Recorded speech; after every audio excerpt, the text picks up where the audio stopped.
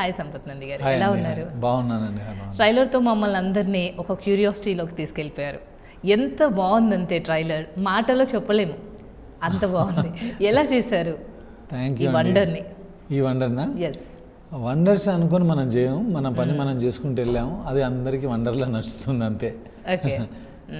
Nothing was planned అండి, ఏం plan చేయం కదా మనం. ఇట్లా సరే నిజాయితీగా ఒక కథ అనుకున్నాము, ఆ కథను చేసుకుంటూ వెళ్ళిపోయాము. Okay. It's a thriller movie, right? Supernatural. It's a supernatural thriller. Yes.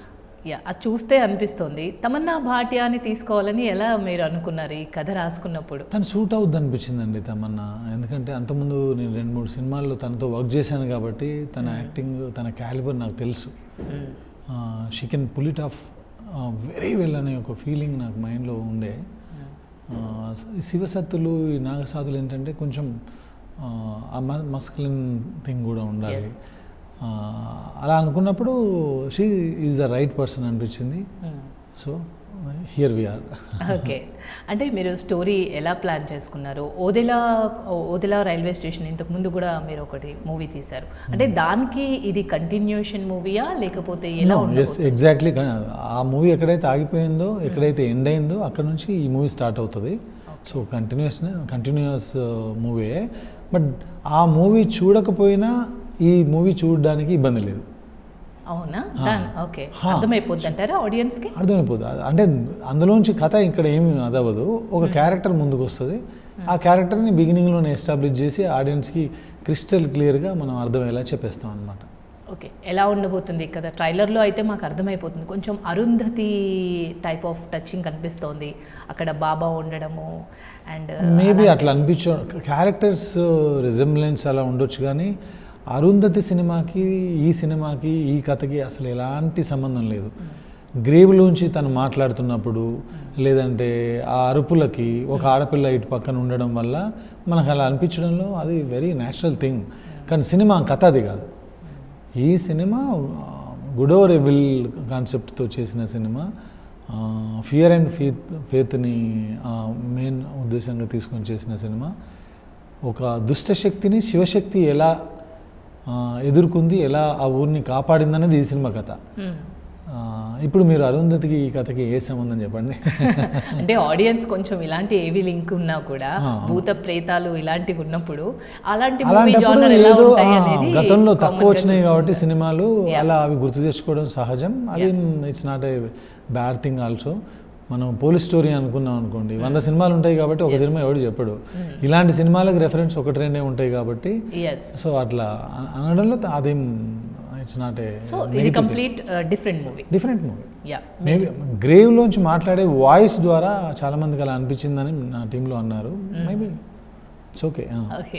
మీరు ఒక ఇంటర్వ్యూలో నేను చూసాను, కత్తులతో జరగదు యుద్ధం, పంచాక్షరి మంత్రంతో. చూడండి, నిజంగా ఆ వర్డ్ కూడా చాలా బాగుంది నిజంగా. సినిమా కథే అదండి. ఓకే. తనను ఎదుర్కోవడానికి తను కత్తులు, గొడ్డళ్ళు, కర్రలు ఏది వాడదు. తన నాలుక మీద ఉండే పంచాక్షరి మంత్రంతోనే అది సాధిస్తుంది. దట్స్ ద స్టోరీ, అసలు ప్లాట్ లైన్ అంతే. ఓదెలా అనే పేరు కాన్సెప్ట్ మీకు ఎలా వచ్చింది? ఓదెలా రియల్ గా జరిగిన ఇన్సిడెంట్స్ ఏదైనా అలా జరిగిందా? పార్ట్ 1లో 1 or 2 ఇన్సిడెంట్స్ రియల్ గా జరిగిండే. ఓదెలా అనేది నా నేటివ్ ప్లేస్, నేను పుట్టి పెరిగిన ఊరు. సో ఒక విలేజ్లో జరిగిన కథ, అక్కడ జరిగిన ఇన్సిడెంట్ కాబట్టి why don't we have this name అని అట్లా టైటిల్గా అనిపించింది. అప్పుడు అది కంటిన్యూ అయింది. మరి ఓదెలా మల్లన్న బ్లెస్సింగ్ ఏంటో తెలియదు, కానీ అది ఫ్రాంచైజీగా క్రియేట్ అయ్యి ముందుకు వెళ్తుంది. ఓకే. అంటే మీరు ఇన్ జనరల్ శివభక్తుల అది కనిపిస్తుంది, ప్రతిధ్వనిస్తుంది మూవీలో కూడా. భక్తులు అయితే అది ఒక రకంగా కొంచెం స్పిరిచువల్ పర్సన్ నేనండి.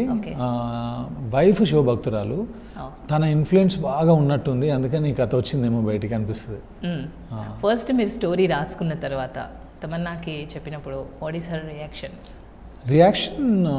If you are believing in it, I'm there అంతే. అంటే ఈ క్యారెక్టర్ నేను పుల్ ఆఫ్ చేయగలను నీకు అనిపిస్తే ఐఎమ్ దేర్ అంతే. మాకు ఒక చిన్న కంఫర్ట్ జోన్ ఉంది.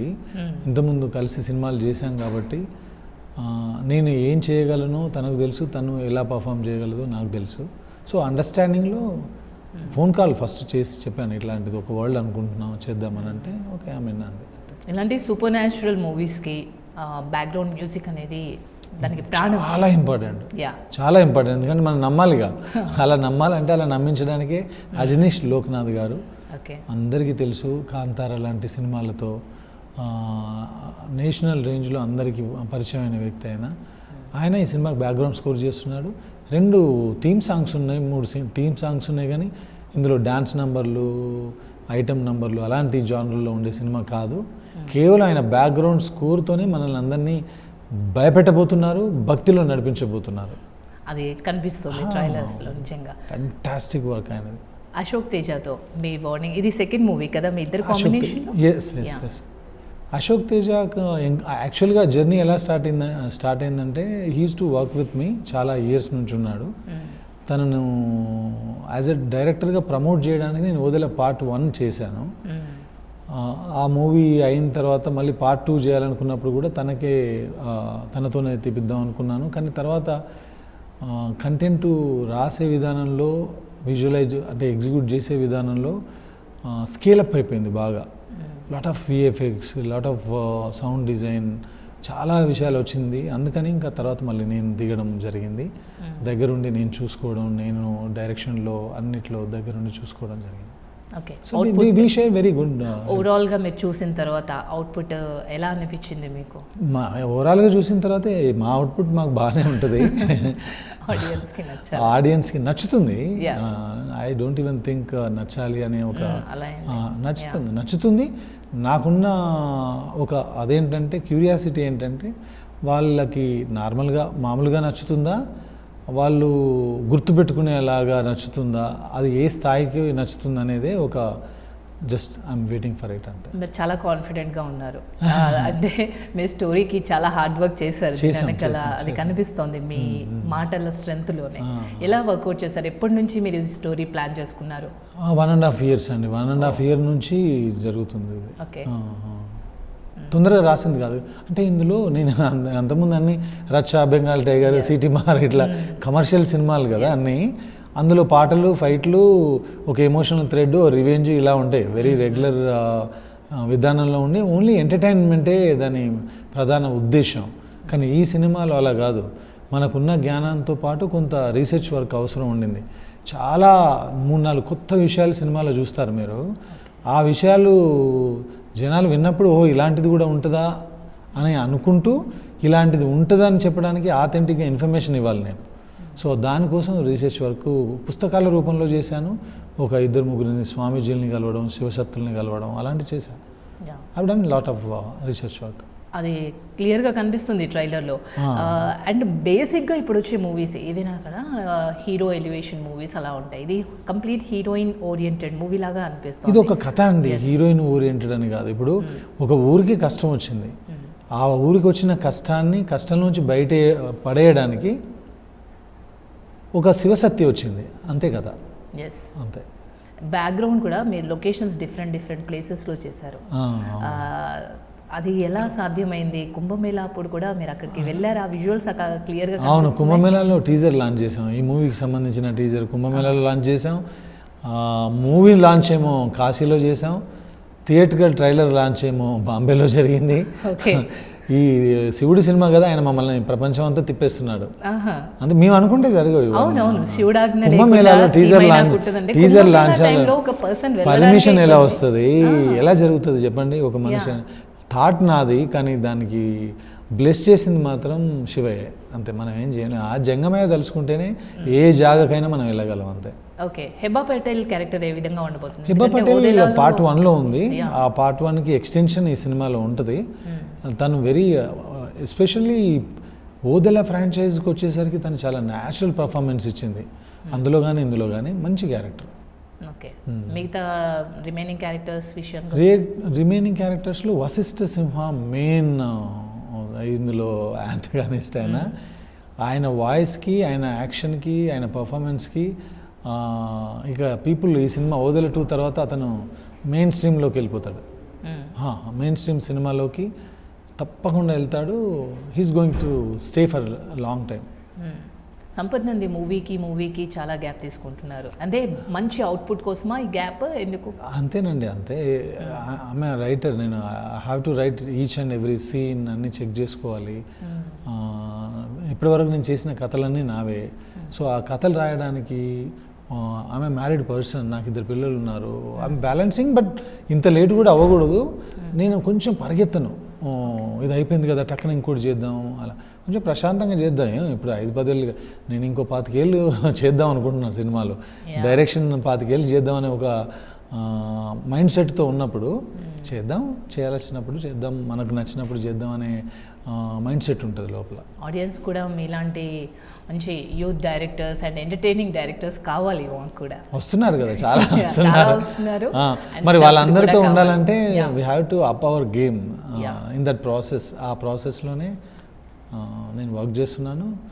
ఫ్యూచర్లో వచ్చే సినిమాలు కూడా అవి నా మాటల్ని జస్టిఫై చేస్తాయి. అంటే ఒకదానికొకటి ఇప్పటివరకు మీ మూవీస్లో డిఫరెంట్ మూవీస్ అన్నీ, ఒకదానికొకటి ఏది లింకప్ అయింది లేదు, ఇది కంప్లీట్ డిఫరెంట్. ఇప్పుడు ఆ మూవీస్తో కంపేర్ చేస్తే how satisfied you are in this movie? దీనికి ఆ మూవీ ప్రాసెస్ జర్నీలోనే ఎక్కువ సాటిస్ఫై అయ్యాను నేను. ఓకే. షూట్ చేసేటప్పుడు, శివుడి టాపిక్ మాట్లాడేటప్పుడు, వాళ్ళతో చెప్పించేటప్పుడు, యాక్షన్ కట్ చెప్పేటప్పుడు, ఎప్పుడైనా సరే అక్కడే ఎక్కువ సాటిస్ఫై అయ్యాను నేను. ఓకే. జర్నీ చాలా చాలా చాలా నచ్చింది. నా అన్ని మూవీస్లోకి వెళ్ళి ఈ మూవీ జర్నీ బాగా నచ్చింది. Result I just leave to almighty, ఆయన ఏది ఇస్తే అది ఓకే నాకు, అంతే. మీరు ఫస్ట్ స్టోరీ రాసుకున్నారు కాబట్టి అశోక్ తేజ గారితోనే మీరు ఫస్ట్ ఇదంతా రివీల్ చేసింటారు. How was his reaction first he listen? ఆయన ఇప్పుడు is a great fan of my work. మనం ఏం చెప్పినా బాగుంది అంటుంటాడు అతను. సో మీరు అనుకున్న డైరెక్షన్లో ఈ మూవీ వచ్చేసింది. పాటల విషయంగా ఏదైనా స్పెషల్ కేర్ ఏమైనా తీసుకున్నారా? పాటలు ఉన్నాయండి, సిచ్యువేషనల్ సాంగ్సే. ఓకే. కథను ముందుకు తీసుకెళ్లే 2 సిచ్యువేషనల్ సాంగ్స్, ఇంకో థీమ్ సాంగ్ ఉంటుంది తప్ప పర్టికులర్గా డ్యూయట్లు కానీ ఐటమ్స్ ఏముండవు. సో డైలాగ్స్ రాసేటప్పుడు ప్రతి డైలాగ్కి దానికి ఒక సివియారిటీ కనిపిస్తోంది ట్రైలర్లో. ఎలా మీరు ఎంత వర్కౌట్ చేశారు అనేది ఆ ట్రైలర్లో క్లియర్గా కనిపిస్తుంది. అవును, అవును. అంటే శివుడికి బోల్డన్ని పేర్లు ఉన్నాయండి. మనం ఏ పేరుతో పిలిచినా ఆయన పలుకుతాడు, ఏ పేరు పలికితే స్క్రీన్ మీద సౌండింగ్ బాగుంటుంది. ఏకాక్షర పరబ్రహ్మ స్వరూపుడు, ఇలా చాలా త్రిశిఖదారుడు, ఇట్లాంటివన్నీ ఏవేవో విచిత్రంగా కొంచెం నాకున్న తెలుగు జ్ఞానంతో వాటిని ఎలా పలకొచ్చు కొత్తగా అని కూడా ఒక 2-3 రకాలుగా ఎక్స్పెరిమెంటల్ చేసి శివ ఎక్స్పెరిమెంట్ అంటే ఏం కాదు, ఇప్పుడు ఆయన పిలిచే విధానం కూడా సౌండింగ్ కొత్తగా ఉండాలని ఒక్కొక్క రకంగా పిలుస్తూ ఉంటారు. అలా చేయాలంటే ముందు మనం నమ్మాలి. రేపు సినిమా చూసిన తర్వాత ఏ పండితుడు కూడా, ఏ శివభక్తుడు కూడా మనల్ని కమెంట్ చేయకూడదు, అప్రిషియేట్ చేయాలి తప్ప. అందుకని ఎక్కువ కేర్ తీసుకున్నాం. గ్రాఫిక్స్ విషయానికి వస్తే ఇప్పుడు లాట్ ఆఫ్ విఎఫ్ఎక్స్ ఫిల్మ్లో still they are working on it, we are working on it. Maybe it takes time కదా గ్రాఫిక్స్ విషయంలో. 8 months నుంచి జరుగుతుంది. 8 months నుంచి చెన్నై, హైదరాబాద్, నాకు తెలిసి ఒక 150 నుంచి 200 people are working on it. That's what they told the number. మీ వైఫ్ ఇన్ జనరల్ శివభక్తురాలు కాబట్టి ఈ మూవీ అంతా అయిపోయాక చూయిస్తే వాట్ ఈస్ హర్ రియాక్షన్? అదే తను ఏ ఒక్క తప్పు చూపించకపోతే ఇంకా అదే పాన్ ఇండియా హిట్ అంతే. చూసిన తర్వాత, ఎందుకంటే she is into Shiva very deeply. ఆ డీప్లీ అనేది నా వైఫ్ కాబట్టి నేను ఎక్కువ చెప్పను, కానీ అలాంటి వాళ్ళకి ఏంటంటే ఆ తత్వంలో ఉంటారు. ఇప్పుడు కూడా లాస్ట్ 1 week అంతా కూడా సద్గురు అక్కడ ఉండేసి వచ్చారు. Some people are we can't explain them. తను ఏమన్నారు ఒక్క వర్డ్లో? నేనేం చెప్పలేదు తనకి. నేను చూసారా? తను చూడలేదు, మూవీ చూడలేదు. వచ్చేవాళ్ళ సెట్స్ మా పాప చిన్న టైనీ రోల్, ఒక చిన్న రోల్ చేసింది. పాప చేసినప్పుడు తనతో పాటు వచ్చిందనమాట. అది కూడా దేవుడి సీన్ ఉంది కాబట్టి పాపకి అలో చేసింది. అలో చేసి తను సెట్స్కి వచ్చింది. చూసినప్పుడు షీ ఫెల్ట్ వెరీ హ్యాపీ. ఎప్పుడు అనేది ఏంటంటే శివుడి సినిమా కాబట్టి చిన్న తప్పు కూడా ఉంటే నాలాంటి వాళ్ళు చాలా హర్ట్ అవుతారు. You have to take care 100%. అది ఒకటే వార్న్ చేస్తుండేది తను. ఓకే. సంపత్తుంది ఇంత కసితో, ఇంత పట్టుదలతో ఒక మంచి మూవీని తీసుకురావాలని చేస్తున్నారు కదా. Who is your role director? Like మీకు బాగా నచ్చిన డైరెక్టర్ ఎవరైనా మన తెలుగులో? అందరూ అండి ఇప్పుడు పర్టికులర్గా ఏం లేదండి, ఇప్పుడు అట్లా ఏం బాగుంది, లేదు. ఇలా ఎవ్రీడే మారుతూనే ఉన్నాయి ఇప్పుడు. Okay. ఒకప్పుడు మనం మీకు ఎవరు ఇష్టం అంటే రాఘవేంద్రరావు గారు, దాసరి నారాయణరావు గారు అని కొత్తలో డైరెక్టర్స్ చెప్పేవాళ్ళు. బట్ ఇప్పుడు అట్లా లేదు. ఈ వీక్ ఎవరైనా మనల్ని మనకంటే బెటర్గా చేశారనిపిస్తే నెక్స్ట్ వీక్ ఇంకోటి వస్తున్నాడు. అది చూసే ఇతనే బాగా ఇప్పుడు వీ కాంట్ నేమ్ దెమ్, ఒక పర్సన్ పేరు చెప్పలేము. మీరు ఇప్పుడు తమన్నా భాటియాని చూస్ చేసుకున్నారు కాబట్టి హీరోయిన్స్లో ది బెస్ట్ హీరోయిన్ తిని ఇది బాగా చేస్తుంది అని పర్ఫార్మెన్స్ పర్ఫార్మెన్స్ ఓరియంటెడ్ కానీ రీసెంట్గా అయితే నాకు ఆలియా, దీపికా పడుకోనే వాళ్ళ పర్ఫార్మెన్స్ బాగా న్యాచురల్ అనిపిస్తుంది. ఓకే. తమన్నా భాటియాలో మీకు బాగా నచ్చిన quality? Dedication and professionalism. I would say any time ఇదే చెప్తాను నేను. ఓకే. సో ఓవరాల్గా ఈ మూవీ గురించి, ఓదెలా 2 గురించి మీరు ఆడియన్స్కి ఏం చెప్పాలనుకుంటున్నారు? ఆడియన్స్కి ఓదెల పార్ట్ 1 చూసిన వాళ్ళు మీరు ఎంజాయ్ చేశారు, పార్ట్ 2 చూడండి, డబుల్ ఎంజాయ్ చేస్తారు. సో అది చూడని వాళ్ళు ఈ సినిమా చూడాలా వద్దనే క్వశ్చన్ వద్దు. ఇది ఇండిపెండెంట్గా పర్టికులర్గా ఉండే సినిమా. మీకు extraordinary visual spectacle, theatre experience, sound design, ఒక గూస్ బంప్ స్టఫ్ చూడాలని అనిపిస్తే ఈ సినిమాకి వచ్చేయండి. సెకండ్ హాఫ్ అంతా అదే, హ్యాపీగా ఎంజాయ్ చేద్దాం. థర్స్డే రోజు April 17th మీ దగ్గరలో ఉన్న థియేటర్లో రిలీజ్ అవుతుంది. మీరు మీ ఫ్యామిలీస్తో వెళ్ళి ఈ సినిమా చూడండి. చాలా రోజుల తర్వాత ఒక బ్యూటిఫుల్ ఎక్స్పీరియన్స్తో మీరు మళ్ళీ ఇళ్ళకి వెళ్ళిపోతారు. ఇది ఒక సినిమాకు సంబంధించిన దర్శకుడిగా, రచయితగా, నిర్మాతగా నా కాన్ఫిడెన్స్. వెరీ నైస్ అండి. ఓదెలా 2 చూసాము, ఓదెలా 3 కూడా రాబోతుందా? 3 కూడా రాబోతుందంటే నాకు రావాలనే ఉంటుంది, మా ఊరి పేరు కాబట్టి. కానీ జనాలు ఇచ్చే రిసెప్షన్ స్థాయిని బట్టి, శివుడు ఇచ్చే బ్లెస్సింగ్స్ని బట్టి అది 3 వస్తుందా, 4, 5 వస్తుందా, అది నా చేతుల్లో లేదు, ఆయన చేతుల్లో. శివ చేతిలో అంతే అంతే. Okay. Thank you so much అండి.